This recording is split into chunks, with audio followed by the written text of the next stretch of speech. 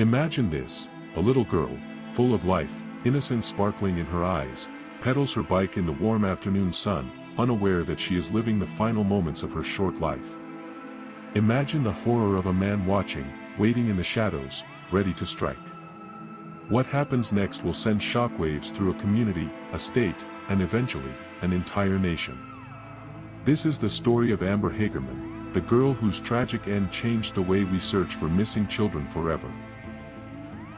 Amber Renee Hagerman was only 9 years old, a child, and innocent. She lived in Arlington, Texas, with her mother, Donna Williams, and her little brother, Ricky. She was a bright, curious girl with dreams of becoming a teacher one day. She loved playing outside, riding her bike, and spending time with her grandparents. Amber had an infectious laugh, and everyone who knew her described her as a kind and loving child. But all of that was stolen in an instant. That day, January 13, 1996, Amber and Ricky set off on their bikes, just two kids enjoying the freedom of a weekend afternoon. They rode to an abandoned Winn-Dixie grocery store parking lot, a familiar spot, safe, or so they thought. But safety is an illusion, easily shattered in a matter of seconds. Ricky decided to turn back, heading home as Amber continued riding. It was the last time he would see his sister alive. And then it happened.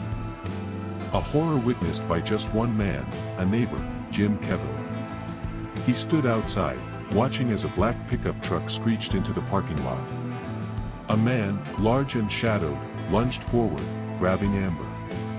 She screamed, one sharp, terrified cry for help. He threw her into the truck and sped away. Jim, frozen for a second, then rushed to his phone, dialing 911, his voice shaking as he described what he had seen. A man. A truck. And a little girl stolen in broad daylight. What followed was a desperate race against time. Police flooded the area, investigators combing the streets, searching for any clue, any trace. Flyers were printed, Amber's face plastered across town. The news spread, the community holding its breath, praying, waiting. But the waiting turned to agony. Because Amber wouldn't be coming home. 4 days later, a nightmare confirmed. A man walking near a creek behind an apartment complex spotted something. A small body, partially submerged, lifeless. Amber had been held captive for 2 days. 2 days. Then her life was ended in the most brutal way imaginable. Her throat had been cut. Her tiny body left in the water, abandoned like a discarded doll. The killer had kept her alive for at least 48 hours. But why? What happened in those 2 days? The city mourned. The nation grieved. But grief was not enough. Questions burned through the minds of investigators. Who had taken Amber? Why? And most importantly, how had he vanished without a trace? The investigation was exhaustive. Leads poured in. Witnesses gave statements.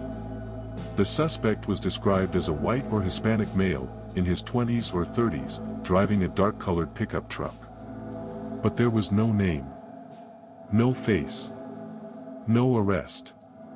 The FBI assisted local police, analyzing the crime scene, retracing Amber's last known movements, but every promising lead collapsed into a dead end. One detective described the crime as one of the most frustrating cases he had ever worked on. Despite the detailed eyewitness account, the suspect seemed to have vanished. No one knew where Amber was taken during those 2 days.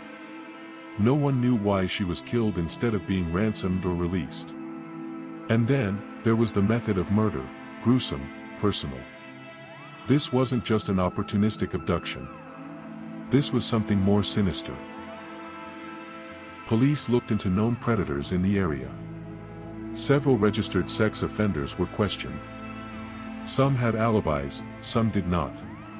But nothing ever solidified into a concrete lead. The case became one of the most haunting mysteries of Arlington. The years passed. The case turned cold. Yet, from the darkness of tragedy, a light emerged. Amber's mother, Donna Williams, refused to let her daughter be forgotten. She fought. She spoke. She demanded change. And in her pain, she found purpose. From Amber's name came something that would save lives, the Amber Alert system. A system that would ensure no child's disappearance would go unnoticed.